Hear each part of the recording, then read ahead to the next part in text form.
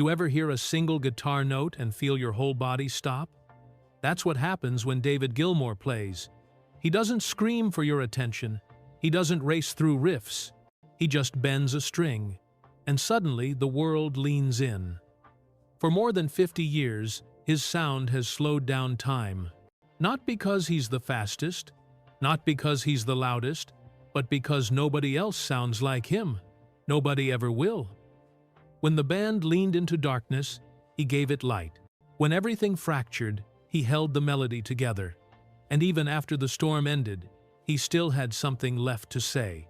Hidden inside the scale and the echo are moments so personal they feel like your own memories. Out of hundreds of songs, only a few stayed with him forever. The ones he never rushed, never changed his mind about. Tonight, let's dive into the 5 songs David Gilmour himself has always called his favorites. And wait until you hear which one still makes him choke back tears after all these decades. Number 1. Shine On You Crazy Diamond. Some songs are tributes. This one is a gravestone and a resurrection. It was written for Syd Barrett, their lost friend, the boy genius who flew too close and burned out too fast. But for Gilmour, it wasn't just about Syd, it was about finishing a story that never had an ending. He once said, "We were grieving, but we didn't talk about grief, so we played it." And what came out wasn't just a song. It was a 9-part farewell, where every silence felt like a breath they couldn't take in front of Syd. And then, the ghost walked back in. During mixing, Syd appeared in the studio overweight, eyebrows shaved, unrecognizable. Nobody knew it was him at first. Waters broke down crying. Gilmour just froze. Syd didn't even realize the song was about him. That moment didn't change the music because the song had already said it all. Slow, deliberate, drenched in echo, every note was Gilmour saying goodbye without words. Even today, when he plays it, you can hear the grief hanging in the air.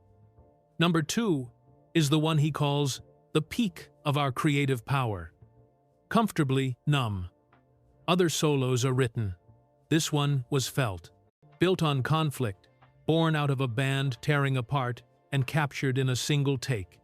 Waters wanted it darker, more dramatic. Gilmour pushed for space, for breath. They fought over almost everything, but the solo? That was untouchable. He played it once, twice, a third time, then stopped. "That's the one," he said. "No edits, no overdubs. What you hear on the record is pure accident meeting genius. It isn't fast, it isn't flashy. It just lands. Like a feather that somehow hits you like a stone. Every bend feels like someone trying to stay alive inside numbness. That's why it still works after hundreds of performances. Because it's not a performance, it's a release." Third on the list, Echoes. Long before the stadiums, before the lasers, there was this 23 minutes of pure exploration stretched across an entire side of vinyl. For Gilmour, Echoes wasn't just a track. It was the first time the band truly sounded like themselves. It begins with a sonar ping, eerie and hypnotic, but it's the guitar that turns it into a journey, sometimes whispering, sometimes wailing, always holding the atmosphere together. This wasn't made for radio. It was made to get lost in. When they filmed it at the empty ruins of Pompeii, no audience, just stone walls and silence, Gilmour said it felt like they were playing for ghosts. And in a way, they were.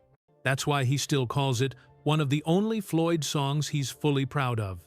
Not because it's perfect, but because it came from instinct and trust, a band breathing together with no deadlines, no compromises. The fourth favorite? High Hopes. Not every goodbye is loud. Some slip in softly and stay forever. This was Gilmour's farewell. He co-wrote it with his wife, Polly Sampson, and unlike earlier Floyd, songs full of characters and metaphors, this one was raw and personal. It's about leaving Cambridge, about the band, about life, regret, distance, acceptance, all of it wrapped inside a slow piano and a slide guitar that doesn't soar, but pulls you deeper and deeper. He called it the best thing I've ever written. It wasn't flashy enough for critics when it first came out, but fans knew. Live, it always closes the set. Not because it's a showstopper, but because nothing can follow it. And when the last line whispers, "The endless river, forever and ever," you know it's not just a lyric, it's a final bow. And then there's the one that still breaks him. "Wish You Were Here." This isn't a song you hear, it's a song you feel. 2 acoustic guitars, a faint radio fade, and the ache of missing someone who isn't there anymore. Waters wrote the lyrics, but Gilmour gave it soul. His voice, fragile and distant, wasn't polished. It was honest.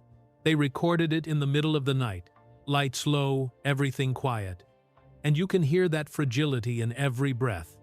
It wasn't written for charts. It was written for absence, for every person you've ever missed. The cruel twist? Just weeks before recording, Sid walked into the studio again. Silent, changed. They barely recognized him. Waters cried. Gilmour froze. That memory never left, and you can hear it in the way he plays this song even now. He never rushes it. He never forces it. He lets it fade, like a conversation that almost came back but disappeared again.